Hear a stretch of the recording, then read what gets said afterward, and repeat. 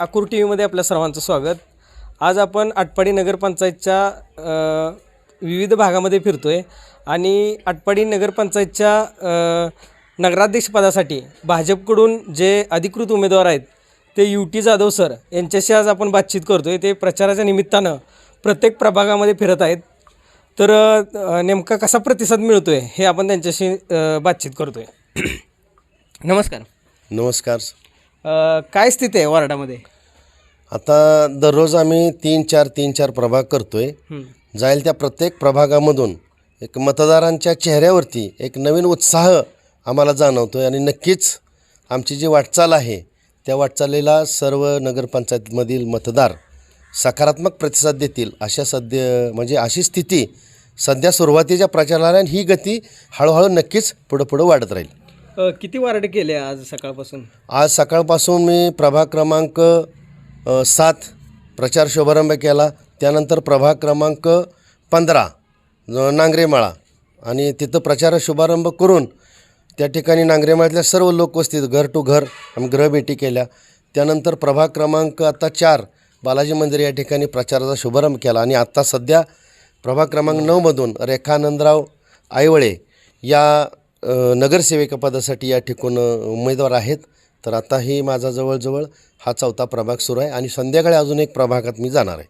काय आव्हान आहेत ह्या सगळ्या फिरताय तुम्ही, एकंदरीत कसा लोकांचा प्रतिसाद मिळतो? आव्हान काय आहेत? आव्हानं तर भरपूर आहेत. जे काही प्राथमिक गरजा आहेत, प्राथमिक सोयी सुविधा, आता बघितलं येता मी रोडवरून येताना आतमध्ये येताना गटरमध्ये पाणी तुंबलेलं आहे, गटरमध्ये पाईपलाईन पण दिसते आहे. म्हणजे हे इतके वर्ष झालं एवढं म्हणजे आटपाडी हे तालुक्याचं ठिकाण आहे तरीसुद्धा नागरिकांना प्राथमिक सोयीसुविधांपासूनही आजही वंचित राहावं लागतं आहे. आणि ही परिस्थिती बदलण्यासाठीच UT जाधव नगराध्यक्षपदासाठीचे उमेदवार आदरणीय आमदार पडळकर साहेब आणि तालुक्याचे नेते अमरसिंह बापू देशमुख यांच्या मार्गदर्शनाखाली शिक्षक सेवेचा राजीनामा देण्याचं प्रमुख कारण हे आहे. जे आमचा शोषित, वंचित, उपेक्षित मुख्य हक्कांपासून आत्ताच आम्ही या प्रभागात विश्वरत्न डॉक्टर बाबासाहेब आंबेडकरांच्या प्रतिमेला अभिवादन करून प्रभाग 9चा प्रचार शुभारंभ करतो आहे.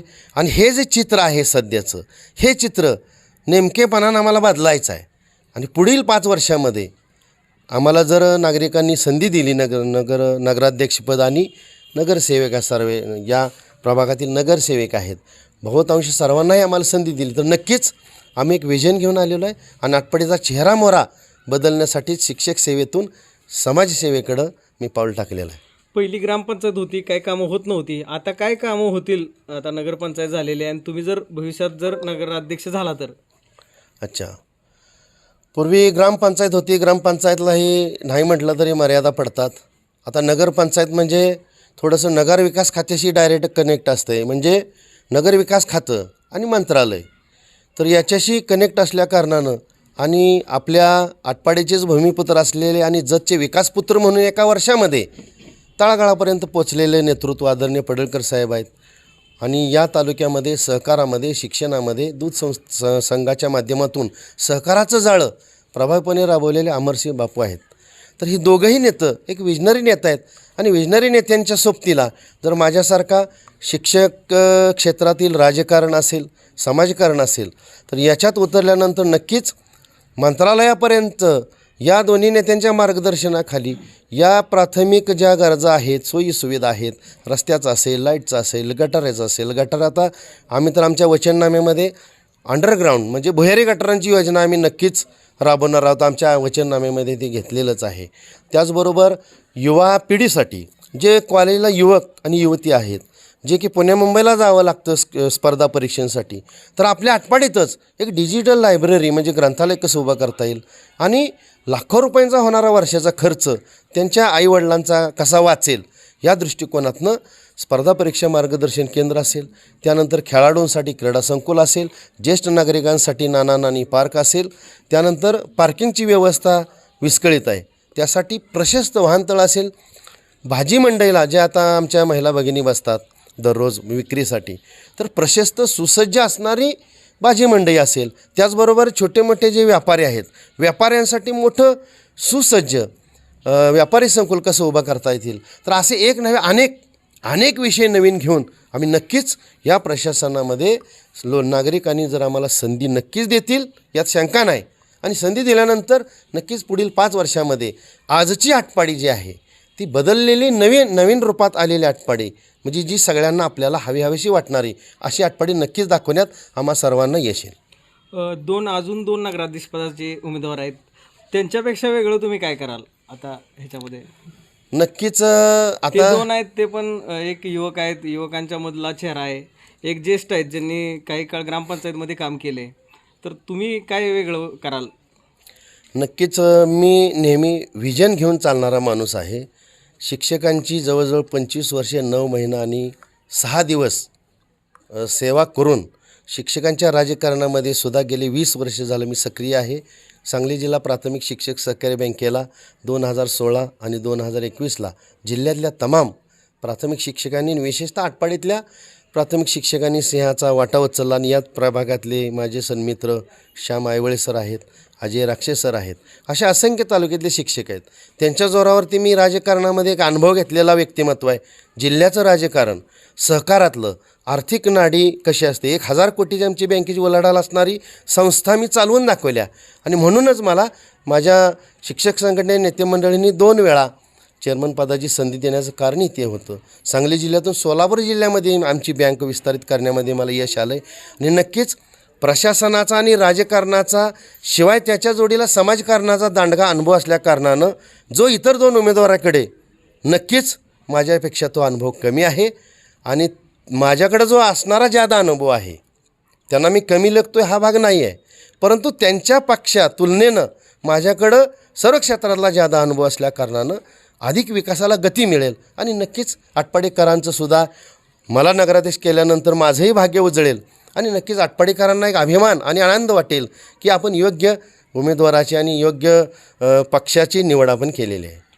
सोशल मीडियामध्ये अशी एक तुमच्यावरती टीका होत्या की मुलं सांभाळण्या एवढं काय गाव सांभाळणं सोपं आहे का, अशा पद्धतीची टीका सोशल मीडियाच्या माध्यमातून होत्या मागल्या काही काळापासून. तर काय सांगाल? टीका करणाऱ्यांना म्हणजे जसं आपण बघू अँगल, जसा अँगल असेल, जसा दृष्टिकोन असेल, जशी दृष्टी तशी सृष्टी, जो कोणी तसा विचार करणार असेल तर त्याला तसंच वाटेल. मी तर मानतो की मी आजपर्यंत 25 वर्षाच्या सेवेमध्ये मुलं म्हणजे देवाघरची फुलं असं समजून मी त्याही क्षेत्रामध्ये उठावदार कामगिरी केलेली आहे. अनेक विद्यार्थी माझे डॉक्टर आहेत, इंजिनियर्स आहेत, वकील आहेत, विविध क्षेत्रामध्ये स्पर्धा परीक्षेच्या माध्यमातून पुढे गेलेले आहेत. आणि मुलं सांभाळणं, आता तुम्ही इथं बघा बऱ्याचशा महिला भगिनी यांना जर विचारलं, एखाद्या मोठ्या मुलांना सांभाळणं त्यांना सोपं जातं आहे, पण ही जी बच्ची कंपनी आहे बघा, ही अवतीभोवती यांना सांभाळणं किती अवघड असतं आहे हे ज्यांनी प्रश्न केला आहे त्यांना कदाचित हे माहीत नसावं. म्हणजे एक बाप म्हणून किंवा एक आईच्या भूमिकेतून जर त्यांनी विचार केला असता तर नक्कीच त्यांनी हा प्रश्न केला नसता. परंतु मुलांना आम्ही कंट्रोल ठेवू शकतो. म्हणजे जे घरातली आईसुद्धा कधी मुलांचा रागराग हक्कानं रागराग करू शकते, अशा मुलांना आम्ही जर कंट्रोलमध्ये ठेवू शकत असू तर नक्कीच मुलं तर संवेदनशील असतात. तर मुलांपेक्षाही समज असणारी जे नागरिक आहेत त्यांना हाताळणं काय फारसा अवघड होणार नाही. आणि ज्यांनी कोणी प्रश्न विचारलेला आहे त्यांनी असा उलटा जर विचार केला तर नक्कीच त्यांना जाणवेल माझ्या प्रश्नाचं उत्तर. अमरसिंह बापू आणि गोपीचंद पडळकर यांच्यामध्ये मागल्या काही काळामध्ये टोकाचा संघर्ष झाला. याचा काय तुम्हाला प्रभागामध्ये फिरताना काय अडचण निर्माण होतात का, किंवा काय जाब विचारतात का लोक? नक्कीच दोन्हीही नेते मोठे आहेत, दोन्हीही विजनरी आहेत. शेवटी राजकारणामध्ये संघर्ष, त्यानंतर संघर्षानंतर थोडंसं जुळवाजुळव होत असते, राजकारणाचा तो भाग असतो आहे. परंतु प्रभागामध्ये फिरताना अजिबात काय तसं मला जाणवत नाही. कारण आदरणीय पडळकर साहेब आणि आदरणीय बापूसाहेब या दोघांच्या विचारानंच माझ्या नगराध्यक्षपदाच्या उमेदवारीवरती शिक्कामोर्तब झालेला आहे. आणि मीही नागरिकांना स्पष्टपणे जर कोणी असं विचारलं तर त्यांना क्लिअरपणे सांगतो, ही उमेदवारी या दोन्ही नेत्यांनी ठरवलेली उमेदवार आहे आटपाडीच्या कल्याणासाठी, आटपाडीच्या भल्यासाठी. आणि म्हणूनच मी तर या दोघांनी ठरवलं म्हणूनच मी माझ्या शिक्षकी पेशाचा किंवा शिक्षकी सेवेचा राजीनामा देऊन धाडसाने याच्यामध्ये पाऊल टाकलेलं आहे. आणि ह्या प्रश्न मला काय तसं गांभीर्यानं वाटत नाही. जे काय थोडंसं पहिले 1-2-4 दिवस वाटत होतं, परंतु तसं काय नाही आहे. हे दोन्ही नेते ताकदीनं या निवडणुकीकडं बघत आहेत. पालकमंत्री चंद्रकांत दादांचं लक्ष आहे. त्याचबरोबर आपले ग्रामविकास मंत्री जयकुमार गोरेभाऊ हेही लक्ष घालून या निवडणुकीकडे बघतायत. आता कार्यकर्त्यांना काय आव्हान कराल आणि भारतीय जनता पक्ष पूर्ण सक्रिय आहे का या प्रचारामध्ये? कार्यकर्त्यांना माझं एवढंच आव्हान असेल की केंद्रामध्ये भारतीय जनता पार्टीची सत्ता आहे, राज्यामध्ये भारतीय जनता पार्टीची सत्ता आहे. आणि आपण बघितलंच देवाभाऊंनी 288 मतदारसंघामध्ये विधानसभेला प्रचाराचा शुभारंभ करताना सुरुवात 288 नंबर असणाऱ्या जतपासून केली. आणि त्या 288 म्हणजेच देवाभाऊंनी सांगितलं हा माझ्यासाठी पहिल्या क्रमांकाचा 5 वर्षानं दिसल.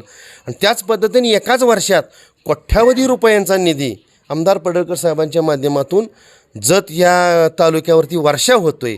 तोच निधींचा वर्षाव या आटपाडी शहरावरती करायचा असेल तर नक्कीच भारतीय जनता पार्टीची सत्ता म्हणजे भारतीय जनता पार्टीचं कमळाचा झेंडा या आटपाडी नगरपंचायतीवरती फडकला तर नक्कीच आदरणीय पडळकर साहेब आणि बापूसाहेब यांच्या माध्यमातून विकासाची गंगा आणायला आपल्याला सोपं जाईल. आणि नागरिकांना यासाठी आवाहन करेन, तुम्ही आता इकडं तिकडं गट तट छोटा मोठा न बघता केंद्र राज्य आपला तालुका ही जर लाईन परफेक्ट करायची असेल आणि विकास एकदम अतिशय प्रचंड वेगानं पुढं न्यायचा असेल तर आपण कमळाला निवडून देणं अतिशय गरजेची गोष्ट आहे. आणि लोकांच्यामध्ये चेहऱ्यावरती उत्साह आहे, माझ्या या लाडक्या बहिणीमध्ये उत्साह आहे की कधी एकदा आम्ही कमळाला निवडून देऊ. म्हणजे अशा पद्धतीनं आणि नक्कीच भारतीय जनता पार्टीचा झेंडा पडळकर साहेब बापूसाहेब यांच्या मार्गदर्शनाखाली फडकल्याशिवाय राहणार नाही असा मला ठाम विश्वास आहे. तर हे होते UT जाधव सर, जे नगराध्यक्ष पदाचे उमेदवार आहेत भाजपकडून. धन्यवाद.